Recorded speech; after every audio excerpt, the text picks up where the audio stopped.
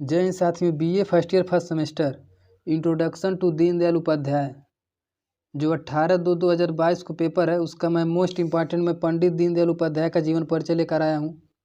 अगर आप लोग इसे शुरू से अंत तक देख लेंगे तो आपको परीक्षा में बहुविकल्पी और लिखित दोनों प्रश्न ही बहुत अच्छे तरीके से होंगे। और इसका मैं बहुविकल्पी प्रश्न शाम को 6 से 7 बजे के बीच में अपलोड कर दूंगा, जो मोस्ट इम्पॉर्टेंट 40 से 50 या 60 क्वेश्चन भी हो सकते हैं। परीक्षा में आपको उसी में से 30 प्लस क्वेश्चन मिल जाएंगे। तो आप लोग इसे ध्यान से देखिएगा।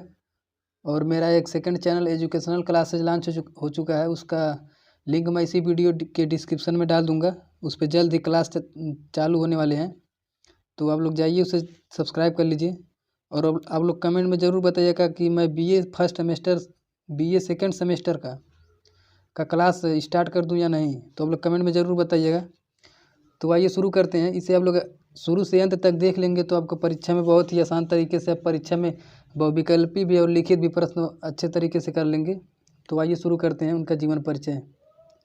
इनका जीवन परिचय: पंडित दीनदयाल उपाध्याय का जन्म 25 सितंबर 1916 ईस्वी को मथुरा जिले के नगला चंद्रभान ग्राम में हुआ था। तो बहुविकल्पी में बना सकता है उनका जन्म कब हुआ था, तो 25 दिसंबर 1916।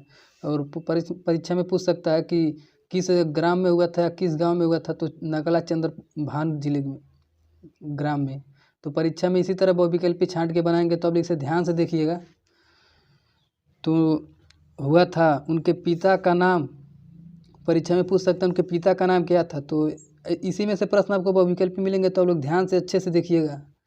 तो उनके पिता का नाम था भगवती प्रसाद उपाध्याय, जो नगला चंद्रभान फरह मथुरा के निवासी थे। उनकी माता का नाम राम प्यारी था, जो धार्मिक प्रवृत्ति की थी। पिता रेलवे में जलेसर रोड स्टेशन के सहायक स्टेशन मास्टर थे। रेल की नौकरी होने के कारण उनके पिता का अधिक समय बाहर ही बीतता था। कभी कभी छुट्टियों पर ही वह घर आते थे।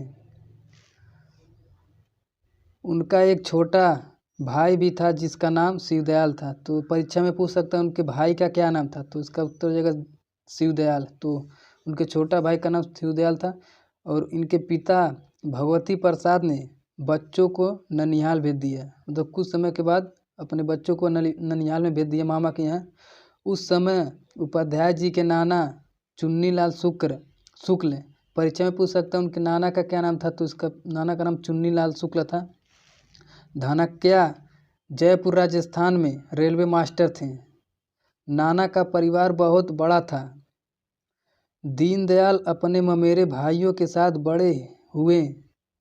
नाना का गांव आगरा जिले फतेहपुर सीकरी के पास गुड़ मड़ाई में था।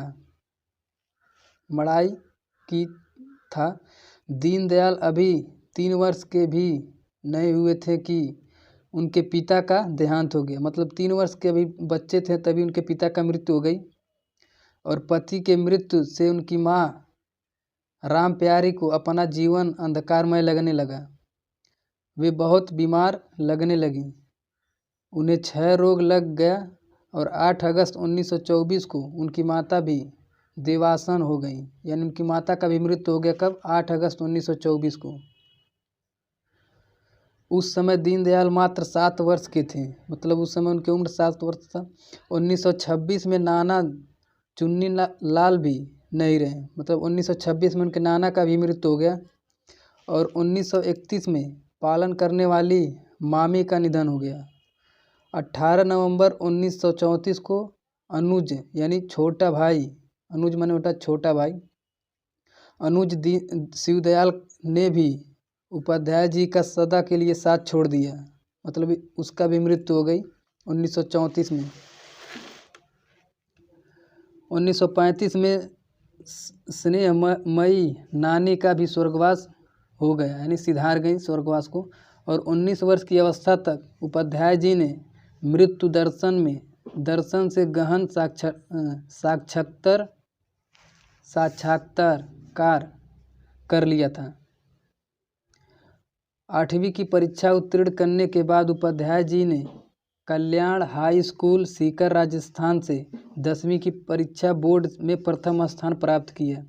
1937 में पिलानी से इंटरमीडिएट की परीक्षा में पुनः बोर्ड में प्रथम स्थान प्राप्त किया और 1938 में कानपुर के सनातन धर्म कॉलेज से बीए करने के लिए सेंट जॉन्स कॉलेज आगरा में प्रवेश लिया।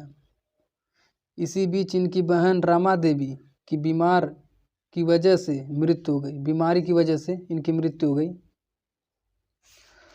1937 में जब वह कानपुर से बीए कर रहे थे, अपनी सहपाठी यानी अपने मित्र बालूजी महासब्दे की प्रेरणा से राष्ट्रीय स्वयंसेवक संघ के संपर्क में आए।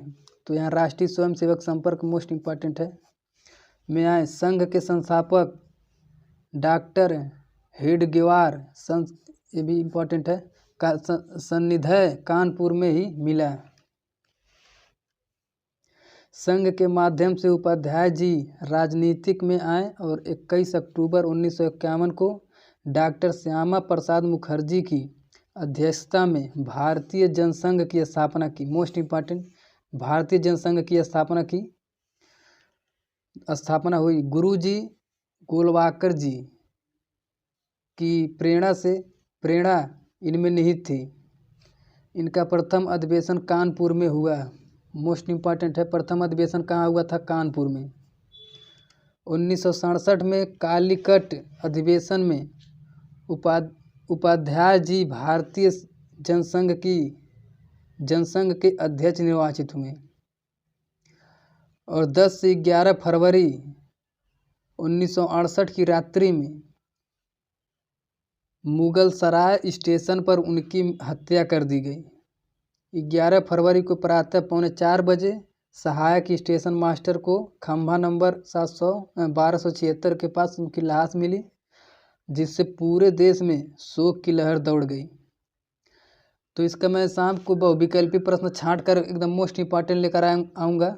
तो आप लोग चैनल को, जितने लोग नए चैनल को सब्सक्राइब कर लीजिए और बेल आइकन को प्रेस कर लीजिए और वीडियो को अधिक से अधिक लाइक कीजिए और शेयर कीजिए। तो शाम को मैं ऑब्जेक्टिव प्लस सब्जेक्टिव दोनों क्वेश्चन अपलोड कर दूंगा 5 से 6 बजे के बीच में। तो बस इतना ही इसमें।